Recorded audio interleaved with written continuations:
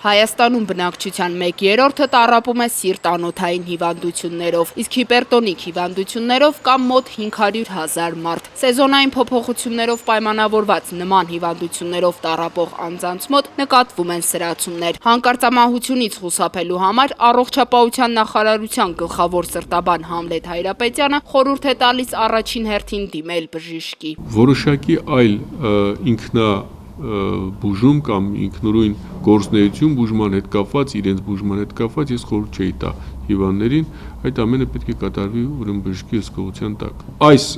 չբուժված հիվանդությունները կամ իրավիճակները բերում են սուր սրտային, սիրտանոթային խանգարումների։ Առաջին հերթին դա սրտամկանի ինֆարկտն է եւ ինսուլտը, ուղեղի կաթվածը, որոնք այս մահացության մեջ կազմում են առողջի բաժինը, սիրտանոթային մահացության մեջ։ Եվ բնականաբար, եթե մենք ժամանակին չենք դիմում բժշկի, չենք կանխում այս սուր երևույթները, մենք ունենանք դեռ բարձր մահացություն։ Վիճական դրություն կներկայացնեք այսօր Հայաստանում, քանի սիրտանոթային հիվանդությամբ տառապող եւ հիպերտոնիկ հիվանդությամբ տառապող մարդ կա, եթե թվերի դրաբերում։ Ես կարող եմ ասել, որ ուրեմն բոլոր հիպերտոնիկ հիվանդները չէ, որ նախ ախտորոշվում են, կան թաքնված մեծ մասը հիվանդների, թաքնված հիպերտոնիկներն են, որոնք չեն դիմում ժամանակին, չեն հետազոտվում եւ նրանց մոտ ախտորոշում չի իրականացվում։ Այսինքն մենք իրական թվեր լիարժեք, որոնք գտնվում են հսկողության տակ, որոնք ախտորոշված են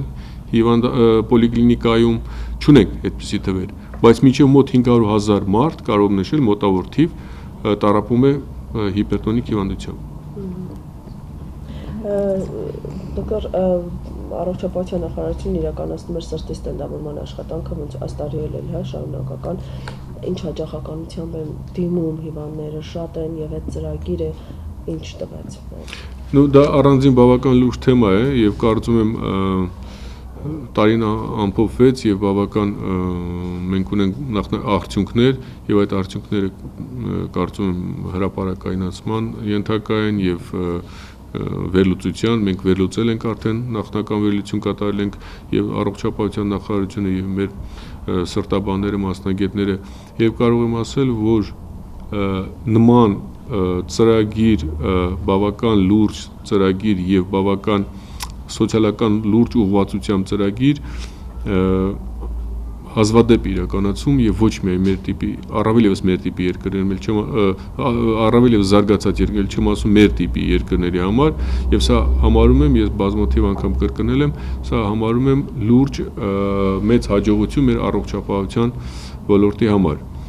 եւ մեր ազգաբնակչության համար։ Ինչ վերաբերում է արդյունքներին, ապա մենք ուրեմն մոտավորապես 1500 հիվանդ, ինչպես եւ նախատեսել էինք մոտավորապես անցան այդ ծրագրով, նրանցից մոտ 1400-ը ուրեմն ստենտավորվեց անվճար հիմունքներով սրտամկանի սուր ինֆարկտի ժամանակ եւ այդ հիվանդները 6 ամիս գտնվեցին եւ գտնվում են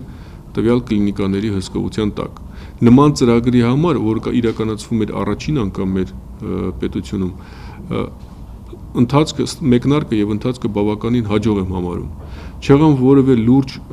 այսպես թյուրիմացություններ, լուրջ բողոքներ, լուրջ շեղումներ, լուրջ թերացումներ, կարծես թե իհարկե առաջին անգամ էր որոշակի թերություններ ընթացքում հայտնաբերվեցին, որոշակի առաջարկություններ արվեցին այս տարվա համար արդեն նոր ծրագիրը շարունակելու համար, որը մենք հիմա իրականացնում ենք եւ որը պատրաստման փուլում է, բայց ընդհանուր առմամբ ծրագիրը իրականացվեց, ես համարում եմ բարձր մակարդակով, իրականացվեց ինչպես կցանկանայինք, ինչպես նախատեսել էինք եւ կարծում եմ դա լուրջ մեծ օգնություն էր մեր ազգաբնակչությանը եւ այն կշարունակվի նաեւ այս տարի։ Դա արդեն մեկ ոչ տեղապատ ստենտ են, չէ՞, տեղադրելու, թե նաեւ հնարավոր կլինի ավելացնել ստենտների անվճարի մասին է խոսքը։ Գիտեք, խոսքը գնում է սուր ինֆարկտի մասին է խոսքը եւ փակված անոթը բացելու համար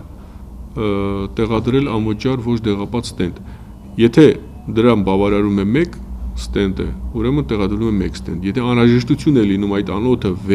անոթավորելու, բացելու համար 2 ստենտ կամ 3 ստենտ, տեղադրվում է 2-3 ստենտ։ Մենք ունենք նաեւ դեպքեր, որ անհրաժեշտ է եղել 3-4 ստենտ տեղադրվել է։ Խոսքը գնում է տվյալ ինֆարկտի բերած անոթի մասին։